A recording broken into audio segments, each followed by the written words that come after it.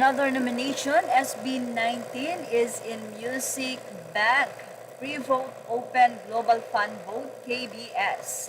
Ayon po sa comment section, tila nasa number 5 na daw ang SB19 at kung kailan po ito matatapos ay wala pa pong update, but tumutok lang po for more update. Sabi po ng I Want You SB19 P-pop superstars, SB19's Dom enters KBS Music Bank Global Fan Vote. Another first boto tayo dito 18, download Fancast app now. So yun po ang kailangan, download ang Fancast para makaboto. Narito naman ang kwento ng isang mommy.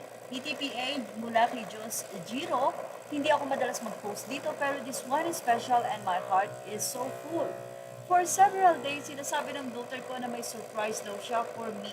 Akala ko simple lang. Kahapon tumawag yung courier. Sabi niya may delivery pero lahat ng online orders ko dumating na, so nagpanik ako kasi bakas ka. But sabi ni Kuya, bayad na daw, so medyo kumalma ako. Pag uwi namin kanina, ang daming parcel sa mailbox, as in hindi na kasya. I opened them one by one, and I screamed, as in tumili ako ng legit. SB19 merch lahat, chibi pillows, bedsheet, and pillowcases ng OT5 and a matching pajama set na same print. My daughter said this is her advance Christmas gift for me. Sabi ko sa kanya, it's not the price that matters.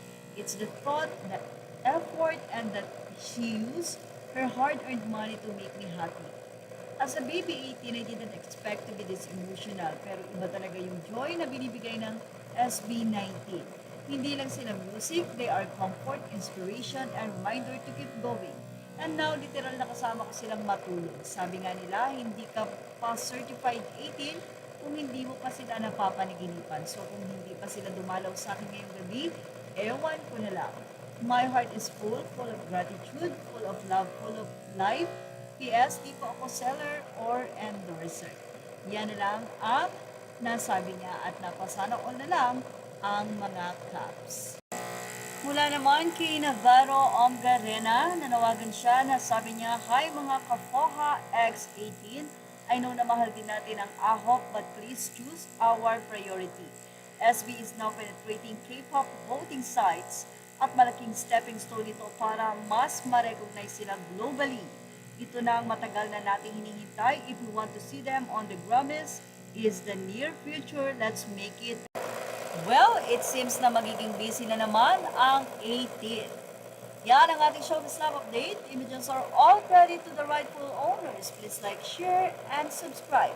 Thank you for watching.